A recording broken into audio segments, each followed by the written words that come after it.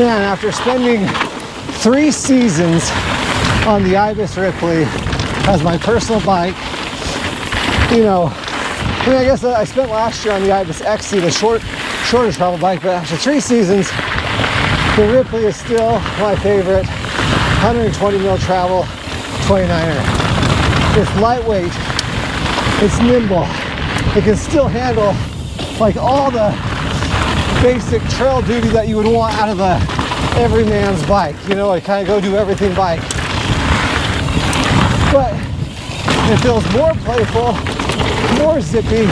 You can just put this bike wherever you want it on the trail, more so than any other, you know, kind of short travel trail bike. And I've ridden the new Yeti SB120, the Pivot Trail 429.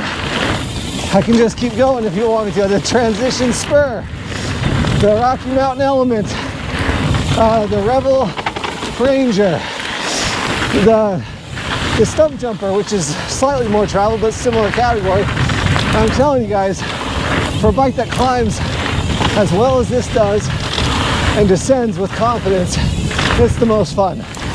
It is the most rewarding bike to grab and go for a ride. And we'll talk about a little bit more today on this updated Ripley V4S frame they just updated here in November of 2022. Still such a good bike. It's insane. What's up, guys? Welcome to MTB Yum Yum. I'm Jason and I host the YouTube channel MTB Yum Yum, where I do bike reviews. If you follow the channel, you'll know I've been riding the Ibis Ripley for a long time. This is the 4th variant or version of the Ripley, and it just got an update. So it's now in November of 2022. It's the Ripley V4S. It has some updates. I'll just go over the updates real quick and then talk a little bit more about this bike. I have talked about the Ripley at length on this channel. It has been my favorite short travel bike of the last 3 seasons, and I've put a ton of miles on Ripleys over the years. Real quick, the updates, and I'm sure you can just go to Ibis's website and check a lot of this out, but I just wanted to touch on it. They completely updated how the protection here, the frame protection on the rear triangle is, including down here. And you definitely notice it when you're riding. It's quieter. You don't have as much chain slap on that rear chainstay back there where the chains whack in the chainstay here. It got a universal derailleur hanger. And I think that's all the updates to the frame. They also changed up the kit and stuff a little bit, and then it got new colors. This is the drywall color. It also comes in the red, I think they call it Bad Apple or Candy Apple. I think it's Bad Apple, actually. In any case, they also completely changed, like, it has a new head badge. It's just this kind of, it's no longer like a metal head badge on the front here. It's just this painted logo. And then they kind of updated the logos throughout the rest of the bike and across the entire brand of Ibis's brand, right?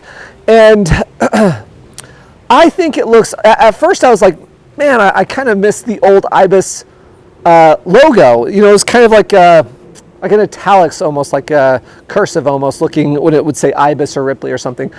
And it's all updated now. My wife, when I got this bike home a week and a half ago, she walked in the house and said, wow, what bike is that? Because she didn't recognize it. My wife actually rides an Ibis Mojo 4.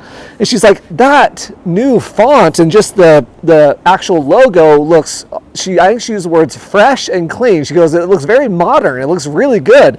So she loved it. And I actually really like it too. It looks fresh and clean. It's very nice. And that's across all of Ibis's bikes. If you're not familiar with the Ripley, you can go watch like probably 5 or 6 different videos that I've done on it over the last 3 years. But just real quick, it's a short travel, 29-inch full suspension trail bike, 120 millimeters in the back with a DPS float Fox shock, and then a Fox 34 up front at 130 millimeters. Has a 66.5 degree head tube angle, 76 degree seat tube angle. And on a size medium, I'm 5'8", on a size medium it has a 450 millimeter reach. And it's basically, it's as close to bike perfection as you can get. this year, so I didn't actually ride the Ripley this year. I rode the Ibis XC, which is their shorter travel trail bike this year. And part of the reason is I've spent 3 seasons on this bike, the previous version of this bike, which is identical to this one for the most part. And I was just ready for a change. I've also been riding a Specialized stump jumper the last couple months, and the geometry on that is just slightly slacker in the head tube angle. I also rode my Ripley the last season with a 140 millimeter Fox 34 fork up front, which kind of slackened it out just a little bit. That's, I don't know when they're going to update the Ripley, like for real, like make a whole new bike. I would think that they probably, at some point, and I don't know anything, at some point I would imagine this bike in the next year or two is going to get a little more slack, I would guess, to create some separation between the XC and this Ripley. Because right now, having ridden the Ripley and the XC back to back, the XC is a really capable, like actual bona fide cross-country bike, but it's very capable too. And so kind of bleeds into the Ripley market maybe. So maybe they make this bike a little bit slacker, a little bit more trail bike. It's already an excellent trail bike, but I don't know what direction they're going to go with it. That's my guess. I love the Ripley just how it is. You can pick this bike up from Salt Cycles in Sandy, Utah. They have both the drywall and the red one in stock, the Bad Apple one in stock. They also, I think they might have a couple of those black and they have black ones and like light blue ones, like the powdery blue ones that they've had for the last couple seasons. I think they still have those in stock.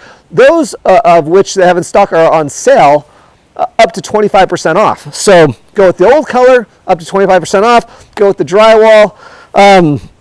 And I think it's probably closer to full price. I don't know. You have to call Chris at Salt Cycles and ask them. But they're kind enough to get this out. The reason why I have another one of these right now is because I needed to compare this to the Yeti SB120 that just came out.